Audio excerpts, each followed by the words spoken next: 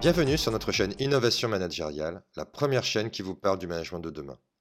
Francis, bonjour. Bonjour Michel. Rebonjour. On va parler d'autonomie et puis je pense qu'on va parler aussi de confiance parce que nous te faisons confiance et que tu es libre de t'organiser comme tu veux à partir du moment où tu respectes tes engagements et que cela contribue bien sûr à concrétiser le projet. C'est la phrase en ouverture justement de cet épisode. Oui, parce que quand on travaille sur l'autonomie, assez rapidement, on se rend compte que la confiance a un rôle très très important. Et faire confiance à quelqu'un, c'est lâcher prise et partir du présupposé que tu ne vas pas me trahir. Donc c'est ça, faire confiance à quelqu'un. Du coup, on peut s'interroger sur est-ce que la confiance est quelque chose de naturel chez les Français? On a beaucoup de sondages qui démontrent le contraire. Apparemment, on est un peuple plutôt méfiant. On ne fait pas confiance tout de suite. Souvent, il faut le démontrer, un peu comme saint Thomas. Et donc, il y a un premier travail à faire sur la notion de confiance pour pouvoir accéder à l'autonomie. Concernant la confiance, il y a souvent une confusion entre confiance en soi, estime de soi, image de soi, amour de soi. Donc là, on est en entreprise. La confiance en soi, c'est je crois en mes capacités, qui est différent de l'image de moi, où là, j'ai ce que me renvoient les autres me convient, et l'amour de soi qui fait que je suis en cohérence avec moi-même. Donc là, on travaille bien sur cette notion de confiance qui me semble relativement importante pour pouvoir offrir de l'autonomie. Alors justement, comment tu la réassocies, tu la raccordes avec l'autonomie? Eh bien, en fait, à partir du moment où je te fais confiance parce que je crois en toi, du coup, ça sera plus facile pour moi de te laisser faire comme tu l'entends, parce que le risque, c'est que les gens confondent autonomie et indépendance. L'autonomie, c'est l'acte de faire par soi-même, c'est une manière de s'organiser comme on l'entend. L'indépendance, c'est ne dépendre personne. Et quand on est en entreprise, on n'est pas indépendant. Il y a eu des études qui ont été menées par des Britanniques au début des années 2000, qui, contrairement à ce qu'on pourrait imaginer, font ressortir que le stress ressenti par beaucoup de salariés, ce n'est pas le poids des responsabilités ni la pression de la hiérarchie, mais c'est le fait d'avoir le sentiment de ne pas être maître de son travail tout au long de la journée. Donc on voit qu'on a quand même un travail à faire sur ce sujet-là. Et concernant la confiance, c'est intéressant de faire référence aux travaux de McGregor, c'est avec sa théorie du X ou Y. Et McGregor, en fait, il a fait toute une étude, toute une analyse de la relation en entreprise. Ici, voilà, les patrons, ils voient les salariés de deux manières. Il y a ceux qui le voient de manière X, qui consiste à penser que les salariés n'aiment pas le travail, et c'est pour ça qu'il faut toujours être derrière eux pour vérifier qu'ils le font bien. La théorie Y, c'est l'opposé. La théorie Y part du principe que le travail, c'est aussi un bon moment, comme le jeu, comme d'autres activités, et que les êtres humains sont de nature à aimer le travail. C'est pour ça qu'il y a de l'engagement, etc.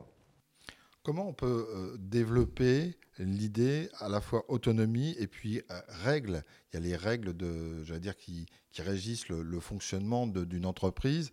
Je crois que tu parles, toi, de locus de contrôle. Oui, parce qu'en fait, en recherchant sur ce sujet-là, je me suis intéressé sur ce qui favorise l'autonomie. Et il y a des études qui ont été menées qui me semblent intéressantes, qui révèlent cette notion de locus de contrôle. Donc ça date de 1954, hein, c'est Julian Rotter qui a mis ça en évidence, qui dit que finalement, il y a deux manières de percevoir ce qui nous arrive.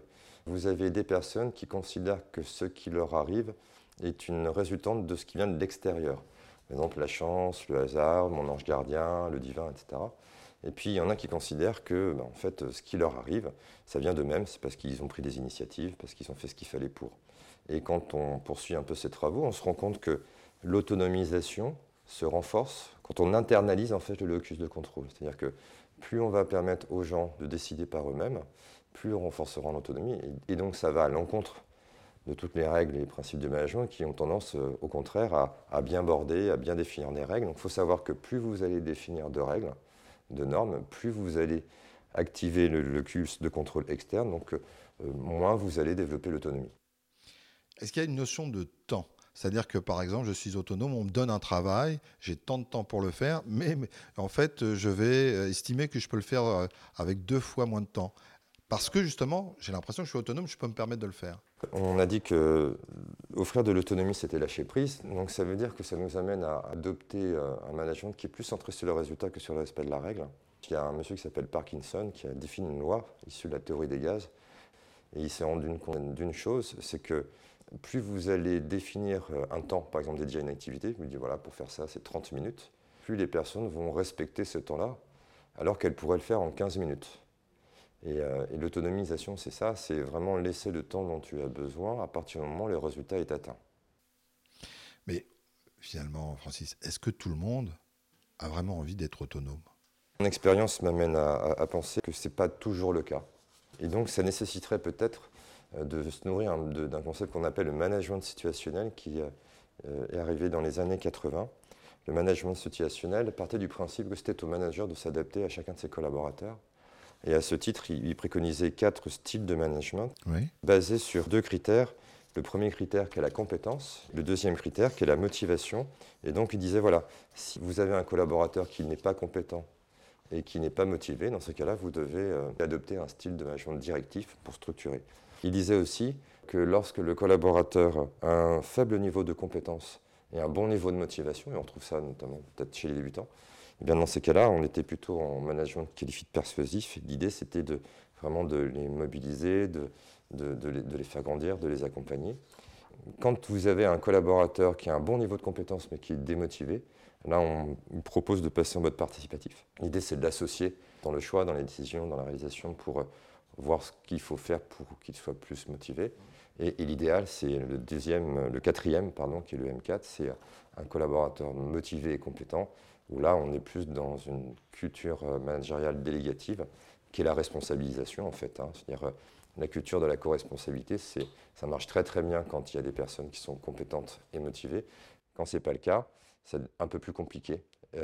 Et moi, je pense préférable de demander à chacun des collaborateurs de déclarer ce qu'il attend de son manager pour que le manager puisse dire OK, pas OK, je peux le faire, je ne peux pas le faire. Donc on peut laisser de l'autonomie en fonction de l'envie de celui qui l'a communiqué. C'est un peu l'idée, d'ailleurs, c'est pour ça que si on regarde tous les accords sur le télétravail, ils sont basés sur le volontariat. Est-ce qu'on pourrait supposer qu'on puisse laisser plus de liberté, je dis exprès le mot liberté, plus d'autonomie à celui qui est plus proche de la réalité du terrain?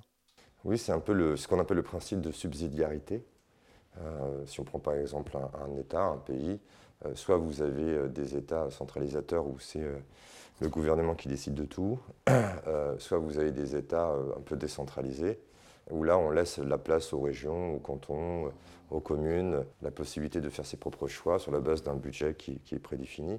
Et quand on donne de l'autonomie, c'est vraiment partir de ce présupposé-là, c'est-à-dire que moi je pars du principe que tu es compétent et tu es motivé. Donc, je prends le principe de subsidiarité, c'est-à-dire je serai là quand tu en auras besoin, mais si tu n'en as pas besoin, si tu ne me le dis pas, je ne suis pas là. En revanche, il y a du feedback, parce que on parlait de confiance, mais la confiance n'exclut pas de contrôle. Donc c'est important d'avoir des points de rencontre périodiques sur des sujets aussi bien individuels que collectifs, sur la réalisation des activités, l'humeur, etc., pour pouvoir s'assurer que tout va bien. Au final, Francis, comment on fait pour rendre autonome? Comment on fait pour optimiser justement ce sentiment d'autonomie?